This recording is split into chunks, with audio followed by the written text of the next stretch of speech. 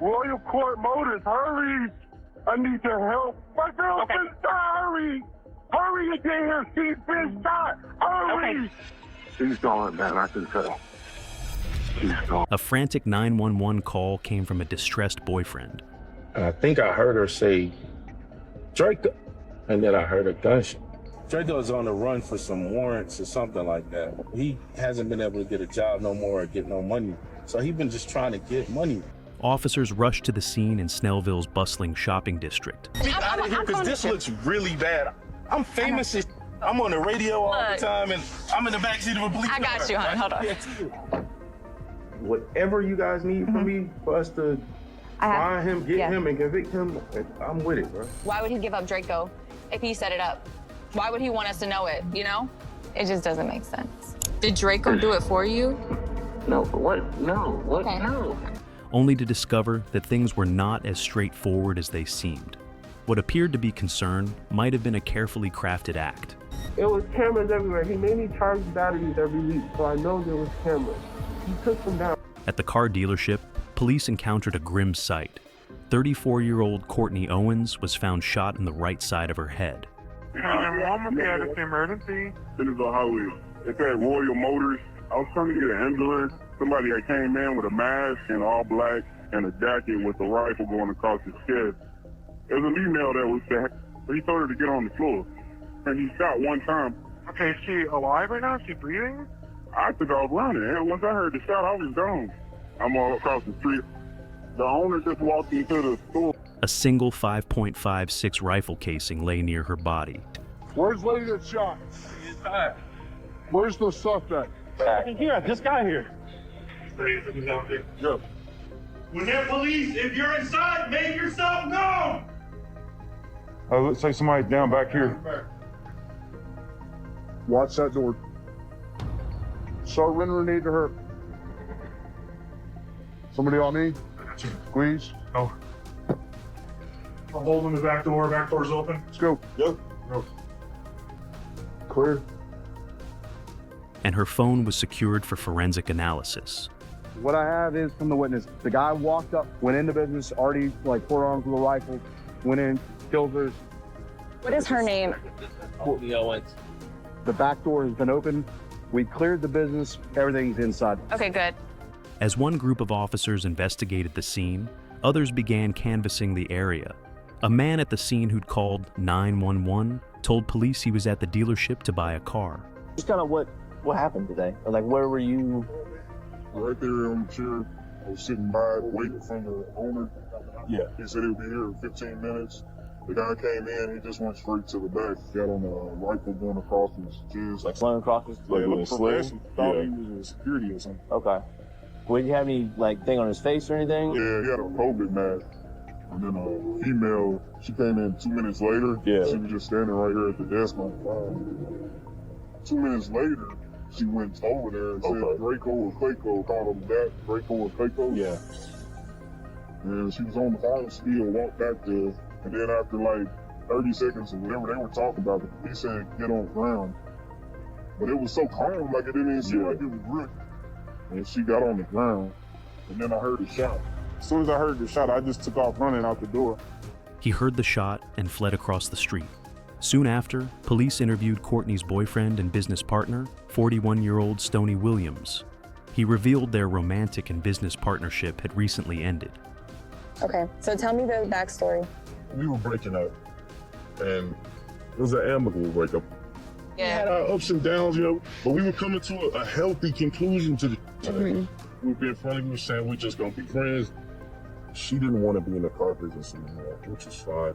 And she was like, I need some money to start over my life. And I was like, I just said, I'm gonna give her 15 grand. Yeah. My lawyer drew up the paperwork for it and all of this. But then introduced a mysterious new name, Draco. Stoney claimed Draco was a friend, though he didn't know his real name. He said Draco had visited the dealership just hours before the shooting. Today, she got here. I don't know exactly what time she got here. I was running some errands. I went to the bank and pulled out the money I was giving her. The notary said he was going to be late. I told her, I said, the notary running late, so I'm going to stop to the bank and I'll be there. coming back from the bank, I FaceTime her. I was like, hey, baby, I'm coming back. I'm on my way now. And I think I heard her say, Draco. And then I heard a gunshot. I was on FaceTime with her. I was down the street, yo. Okay. I kept saying, hello. She didn't say nothing back. Did you hear any male voices or I anything? didn't hear anybody else crying. I think this is kind of my fault. Draco had been calling me, asking me for money. Investigators ran Draco's number and found it linked to Wesley Vickers, a 23-year-old from Atlanta with a criminal record. Suspicion quickly mounted. I told him, I said, look, I don't have it right now. And I usually give it to him. I usually look out for him all the time. And he came up here to me. And he tried to sell me a gun. And I was like, I don't want to buy a gun, man. I don't have no money. And I was like, man, I'm parting ways with Courtney. I'm gonna give her this 15 grand. You know, we going our separate ways. You're not thinking that he'll do something to hurt you. We family. Despite being cooperative and showing police cash meant for Courtney, Stoney refused to provide his phone passwords. How long have you known him? A couple years. Why would he do this? I think he needed the money. Do you owe him money? No. Draco's on the run for some warrants or something like that. He hasn't been able to get a job no more and get no money. So he's been just trying to get money. But you didn't even have the money yet. Didn't know that. What kind of car does he drive? I don't have a car that I know of. Does he live nearby? I don't know where he live at right this second. I have no idea. Like I told you, he on the run. Do you have cameras and stuff in your business? Oh, we've had cameras, and we got broken into. The people wore masks. They cut all the cameras and messed up everything. And it's no point. Okay. This evasiveness raised red flags and led detectives to question whether he was hiding something critical about the murder. Get out of here, because this looks really bad. I'm famous. I'm on the radio all the time, and I'm in the backseat of a police car. I got you, hon. Hold on. You can get out. Thank you. Do you have Draco's number? While searching for Draco, a detective from Fairburn contacted the team. She revealed a drive-by shooting had occurred at Courtney's friend's home just one day before the murder. Courtney had unknowingly been caught in the crossfire during that visit, and this incident was now believed to be closely connected. He's being honest. I believe him. Why is Draco coming here and killing this girl? He said that Draco already is 1099, has warrants, and is on the run and needs some money. I almost feel like this was a setup, like a hit, but now he's throwing Draco under the bus. No, why would he give up Draco if he set it up? Why would he want us to know it, you know? I mean, I would think it's going. At the drive-by scene, a Brandon caliber casing was recovered. Hey, Stone, can we do a walkthrough real quick? Make sure you can't recognize anything stolen? So nothing standing out? I'm glad to see it.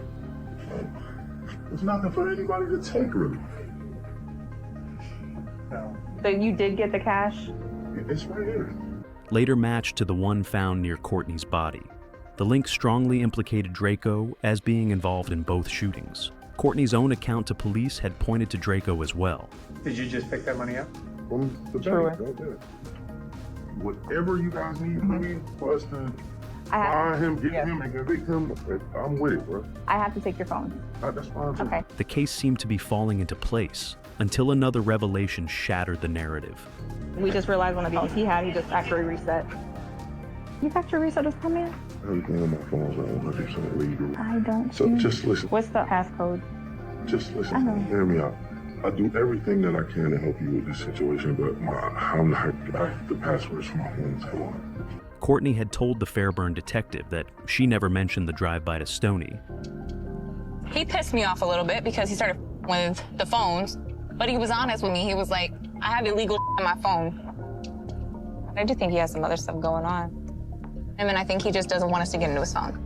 If he set this girl up with Draco, why would he give me Draco? It just doesn't make sense. The thing that my head isn't wrapping around is the fact that this guy would so easily turn in this other guy unless he has absolutely nothing to do with it.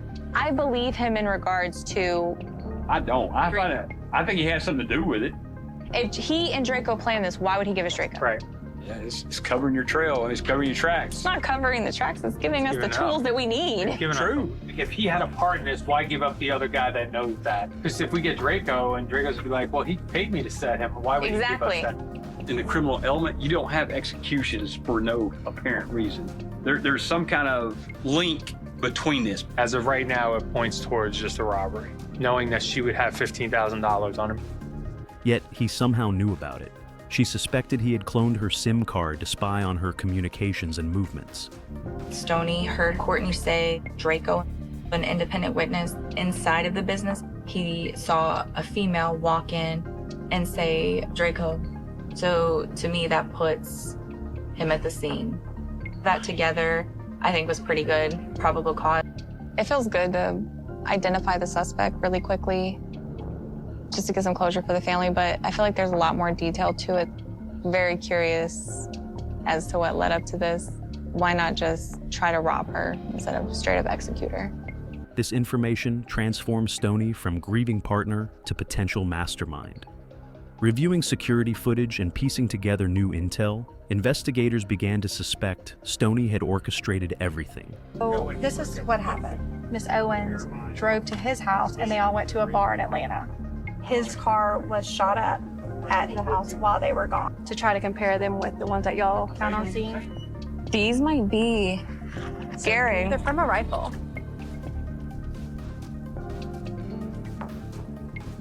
I believe it's going to be a 223 or 556, but that's the same head stamp that was at your homicide. Hell yeah. He may have used Draco as a pawn to eliminate Courtney. Although he tried to talk his way out, the evidence, his motives, and behavior all pointed toward deeper involvement. After 4 tense weeks, police finally captured Draco, but their relief quickly turned to shock. He might not have been the actual shooter. As detectives pressed him for answers, a far more complex and unsettling truth began to emerge, threatening to turn the case completely upside down once more. We're gonna run it through ballistics. Her incident happened the night before at a place the victim was at. Well, she wasn't there at the time, but she would have been at it. The victim stated that Draco has been following them. Stoney might be the hidden mastermind behind the hitman. If so, officers were ready to confront him. As he spoke, the police seized the moment, pressing him with a series of pointed questions. Then came the one question that had the power to shift all attention onto Stoney, confirming unraveling the truth, Courtney's suspicions in a way no one could deny. They then confronted him with what they initially suspected to be the motive. It was even brought to light by him, making it even more critical to get the answers. Hello? Hi, this is Detective Ashley with the Fairburn Police Department. Hi, thanks for calling. I got a phone call from him today, but I never said anything about the incident. So he said, I hired a private investigator, and I've had one now for 41 days. So I know about what you've been doing, and I know you've been having with a guy in Fairburn. All these discoveries made the detectives question their own findings. On my phone, it said that my SIM card was changed. So I called T-Mobile, and T-Mobile stated that someone came to the store and got a new SIM card. And I think that that's how he got access to that information. As they now clearly suspected that Stoney had a motive to harm Courtney, Have any additional things, you can just send it to my email. Thank you. You're welcome. this made him even more suspicious. This is when the guy's house got shot up.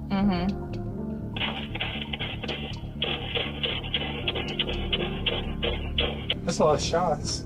I mean, less than 24 hours, he's using the same gun to commit a murder. Even though Stoney attempted to trick them with his words, the investigators did not fall for it. Yet one question still bothered. The officers believed that the drive-by incident preceding the murder was a warning from Draco to Courtney. Initially, Draco had planned to kill her, which he eventually carried out the next day. Hello? Hey, Stoney, it's Detective Carter. Hey, Detective, how are you? Good. I was contacted by another police agency, Fairburn. And so they had an investigation that started the day before where they actually had talked to Courtney. And she kind of like said that like you guys were going through some stuff and like you were kind of tracking her. I was definitely tracking her. She was saying that we were going to start our relationship over again, and she was, this and that.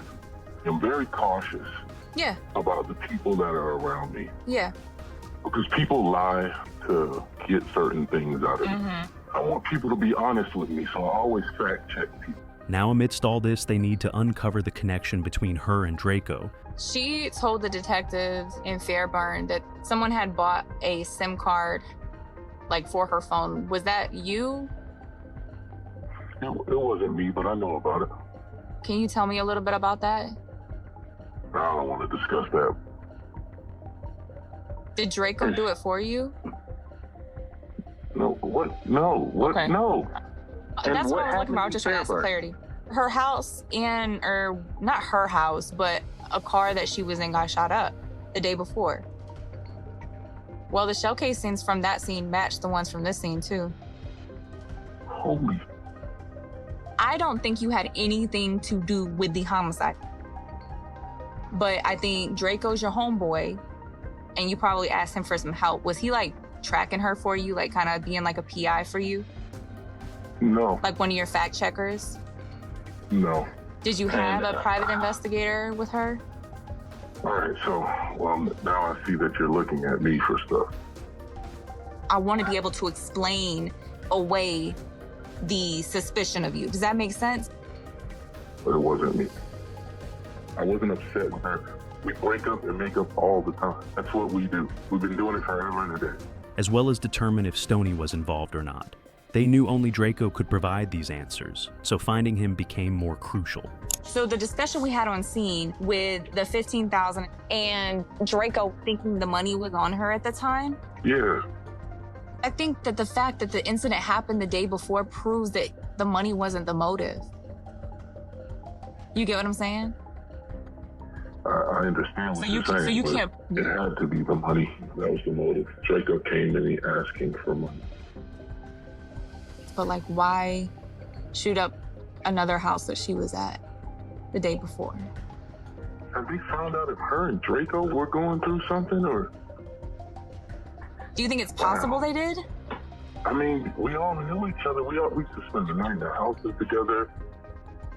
I'm going to tell you this, detective, just so you can know this. Regardless of whatever me and her went through, I had absolutely nothing to do with her getting murdered. I'll take a lie detector test. Anything. I'll do that free will. I don't know if you know, but this whole thing for me is just really, really hard. I believe it. I think you really cared about her. I still do. All right. All right, bye, sir. Bye-bye. Along with the search form, the investigators received other news confirming Draco's involvement. The ballistics result also revealed that the casing from a drive-by shooting and Courtney's murder were fired from the same firearm. That to me is Draco not. Get involved? I don't know. The money thing made sense when it was just the money Doesn't thing, make sense but now it doesn't make sense. Now it sounds like he wanted her dead, and he was going to do that at whatever he had to do. Indicating that Draco could no longer evade the police. Furthermore, his involvement also sparked significant theory among the authorities. The shell casings, they're both entered into ballistics IQ, and they showed to be a match and fired from the same gun. I do think Stoney knew about the drive-by. I think Draco was his private investigator.